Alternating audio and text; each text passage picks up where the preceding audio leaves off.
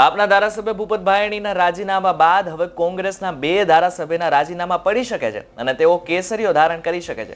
ત્યારે કોણ છે કોંગ્રેસના ધારાસભ્યો જે કોંગ્રેસમાંથી છેડો પાડી ભાજપમાં જોડાવાના છે, જાણીશું આપણે આ વિડીયોમાં. નમસ્કાર, આપની સાથે હું છું કરણ ચડોત્રા.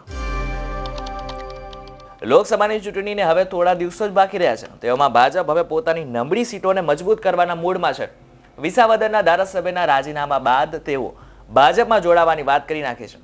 ત્યારે હવે આ બાદ કોંગ્રેસના 2 ધારાસભ્યો પંજાબમાંથી પોતાનો હાથ છોડાવે તેવી શક્યતાઓ છે. તમને જણાવી દઈએ કે સૂત્રો પ્રમાણે પાટણમાંથી સતત બીજી વખત કોંગ્રેસમાંથી ચૂંટાયેલા કિરીટ પટેલ કોંગ્રેસમાંથી રાજીનામું આપે તેવી રાજકીય જગતમાં વાત ચાલી રહી છે. કિરીટ પટેલની સાથે સાથે ખંભાતના કોંગ્રેસના ધારાસભ્ય ચિરાગ પટેલ પણ રાજીનામું આપી શકે છે. અગાઉ આપના ધારાસભ્ય ભાયણીએ રાજીનામું આપ્યું હતું, પણ તેમનો હજુ ભાજપ પ્રવેશ થયો નથી. એટલા માટે કદાચ કિરીટ પટેલ અને ચિરાગ પટેલની ભાજપ રાહ જોઈ રહ્યું છે, જેથી એક સાથે 3 ધારાસભ્યોને કેસરીઓ ધારણ કરાવી શકે. તમને જણાવી દઈએ કે કોંગ્રેસ પાસે વિધાનસભામાં 17 બેઠકો છે, જ્યારે આમ આદમી પાર્ટી પાસે 5 સીટો છે, જેમાંથી ભૂપત ભાયણીએ રાજીનામા આપ્યા બાદ હવે ગણીને 4 સીટ બચી છે.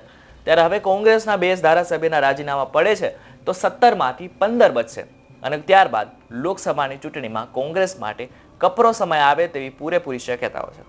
તમને આ વિડીયો કેવો લાગ્યો અમને ચોક્કસથી જણાવશો. જો આ વિડીયો તમને ખરેખર પસંદ આવ્યો તો વિડીયોને લાઇક અને શેર જરૂરથી કરજો તથા અમારી ચેનલ નિર્ભય ન્યૂઝને સબસ્ક્રાઇબ કરવાનું ભૂલશો નહીં. આભાર.